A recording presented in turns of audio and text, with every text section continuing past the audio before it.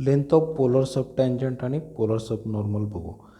हा R equal to F theta दिलेला curve आहे. P is the point and T is the tangent. This is the tangent at point P R theta. R theta are the coordinates of P. This OP is the R radius vector and theta is angle made by OP with x-axis. O is the initial pole. This is the tangent. Take normal to this curve at point P, that is the GP. Like G P पुढं असापर्यंत असेल, हा normal असा असेल. This is the O P is the radius vector. Now draw the perpendicular to this radius vector O P from this find take the perpendicular to the radius vector through the pole and meets the normal and tangent at point T and at normal at point G. Then let the line through the pole O drawn perpendicular to the radius vector OP meets the tangent and normal at point P at point T and G respectively. Then OT is called as the subtangent and OG is called as the polar subnormal. OT हा OT polar subtangent आणि polar subnormal आणि corresponding T P is the tangent आणि P G is the normal. त्यानंतर बघू in triangle O P T कुठे आहे? O P T. Tan हा phi is the angle between radius vector and tangent. Tan phi is the हा angle कसा आहे? Right angle triangle. Tan phi means O P O T समोरची बाजू front side O T upon O P is the tan phi. O T equal to O P into tan phi. आपल्याला O T काढायचं आहे. O T is the subtangent polar subtangent. O P is the R. Tan phi is the R into D theta D R and this r into r square d theta, that is the polar subtangent.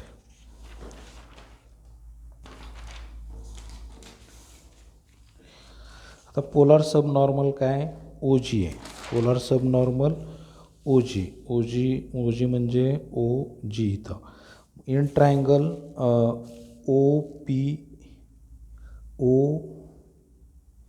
P and G. O P G हा angle five हा five असेल तर हा सुद्धा five. Cot five किती येणार आहे तिथं? Cot phi is the O G upon O P. Cot O G upon टॅनच्या नेमकं रेसिप्रोकल असेल. O G upon O P. O G is the O P into cot phi. O G is the O P is the r cot phi. Cot phi is the 1 upon tan phi. Tan phi is the R into D theta D r. R get cancel. 1 upon D theta by dr is the dr d theta, that is the polar subnormal OG. ठीक आहे. आता polar सब tangent. आता corresponding polar सब tangent काढायला गेला आपल्याला. तो कसा असतो? आता हा जो पोलर सब टँजंट होता, पोलर सब नॉर्मल, हा जो पी टी आहे काय असेल? पोलार टँजंट आणि G P is the polar normal.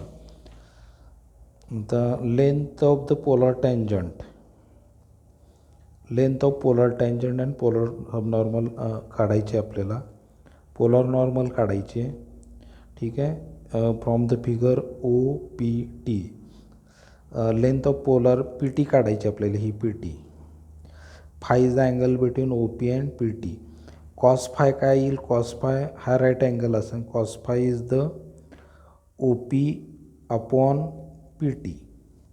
म्हणजे P T equal to O P upon cos phi. P T equal to O P. 1 upon cos phi is the sec five.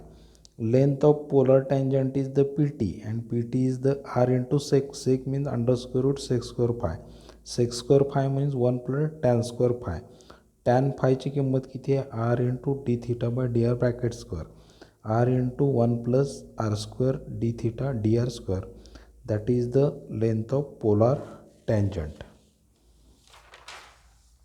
आता polar subnormal P G काढायचं. तो angle कोणता आहे? Triangle O P G.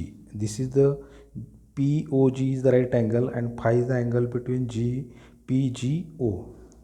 In this from this figure, sin phi is the OP upon PG. PG is the diagonal, OP is the front side.